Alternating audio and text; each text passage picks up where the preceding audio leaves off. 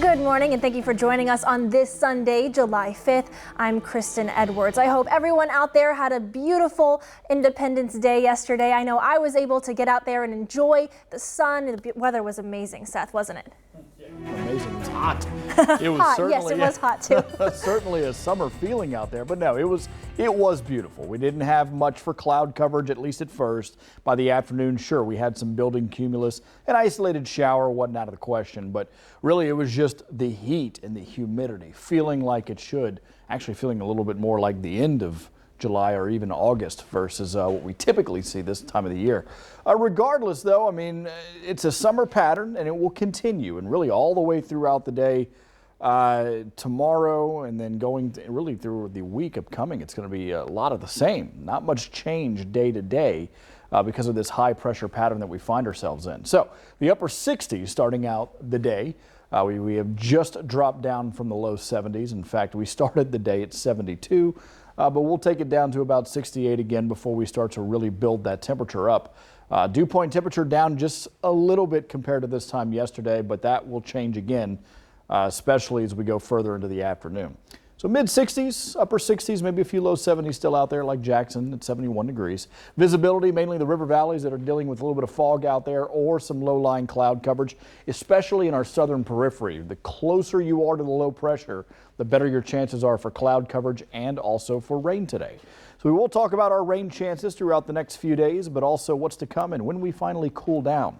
That in your full forecast. Demonstrators taking part in a march against racism and police brutality in downtown Lexington last night say they were threatened by a man with a gun.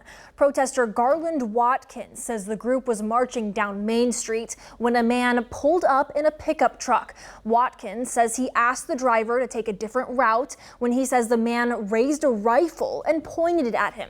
Police confiscated the man's weapon and charged him with misdemeanor menacing, but did not arrest him. Watkins says the incident was unfortunate. It's a shame that we have to go through this. We're just a peaceful marching down Main Street, and we encounter him. We did reach out to Lexington police to ask why the man was cited and not arrested. Police responded via text saying, quote, "The citation and charge are based on the information we had available. We know the suspect had the gun, but it was unclear whether or not he actually pointed it at someone," end quote. And much like the death of George Floyd, the death of Breonna Taylor has captured the nation's attention. Now a group in Maryland is paying tribute to the Louisville EMT with a mural that covers an entire basketball court. Sean Stryker has the story. It should dry pretty quickly. It's a mural of monumental proportion. Let's start with just the bottom one. I feel like it's time to stand as a community. And if we can do it through art, why not? This is that way of just really speaking value and using our platform to ask for justice. A 7,000 square foot painting of Breonna Taylor, a 26-year-old woman whose death sparked outrage when she was shot and killed by police in her apartment in Louisville, Kentucky. Public art is a tool to express community and social change. The artwork was made possible by organizations like Future History Now, the Banneker Douglas Museum, and the Maryland Commission on African American History and Culture. With this mural, we hope to involve the youth in this pivotal moment in history in a very peaceful and active way. Once you get the roller loaded. It was designed by muralist Jeff Huntington in a way that a team of volunteers, regardless of their art background, could bring it to life. We're putting many small abstract pieces together to create one larger realistic piece. With the end result being so big, they say you'll be able to see it from outer space, making its message hard to miss. Community members from Annapolis to Kentucky to Germany to South Africa, we all want an end to systemic racism and police brutality. A tragic 4th of July on the water in Bath County, where investigators tell us a man drowned at Cave Run Lake. Kentucky State Police say the body was recovered in the Stony Cove Beach area. Bath County Coroner Andrew Owens confirmed the victim was 22-year-old Chubaka Mutayonga of Lexington. The coroner says he was kayaking with his girlfriend when their kayak took on water. The couple got out of the kayak and they tried to swim ashore. Owen says it appears the 22-year-old helped save his girlfriend's life by pushing her to safety, but he drowned before they reached the dock. In Spencer County, firefighters rescued one person from the Salt River. The Taylorsville-Spencer County Fire Protection District had warned boaters to stay out of the river this weekend because water being discharged from the Taylorsville Lake had resulted in a large number of trees in the river. Rescue crews were able to send out a boat to rescue the victim. Responders are urging everyone, though, to remain safe and stay off the river this weekend.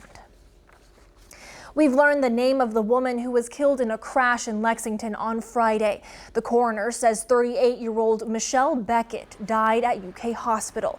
The crash happened on New Circle Road near Harrodsburg Road. Lexington police say an SUV went off the road, overturned, and threw Beckett from the vehicle. All right, now it's time to cover your nation.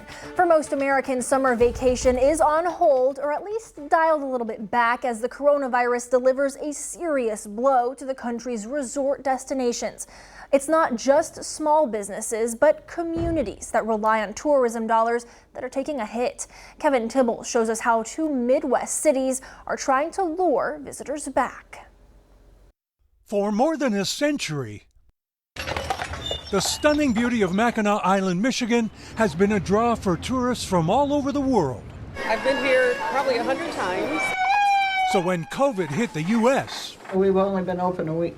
Mayor Margaret Dowd knew they had to take extreme measures to save the busy summer season. Our tax dollars all depend on tourism in the business industry. Like most resort towns, visitors are this area's lifeblood, and the money they spend, vital for financing its public works. Here, helping fund the island's police and fire departments, its library and health center, even the public school. If we have a healthy society, we'll have a good economy. If we don't have a healthy society, the economy isn't going to be any good anyway. And though they're losing money, Mackinac businesses are still spending on new safety features like high-tech disinfecting foggers, measures designed to give tourists peace of mind. For Chris Shepler's third-generation ferry business, it's a fight for survival.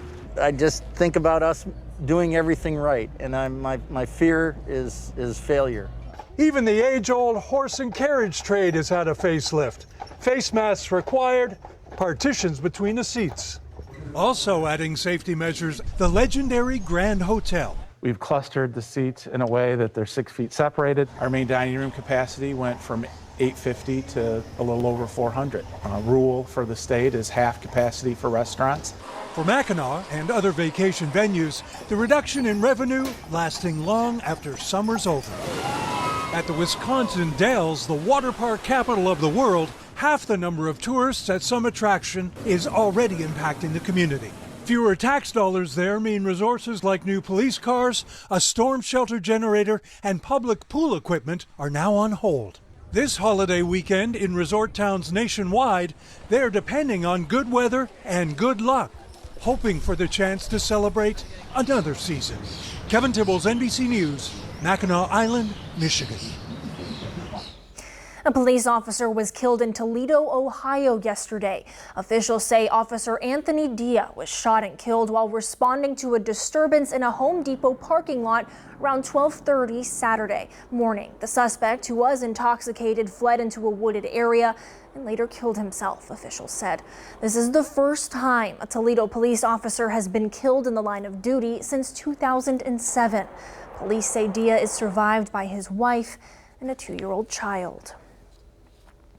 Two protesters were hit by a car on Interstate 5 early yesterday morning in Seattle, and now hospital officials say one of them has died.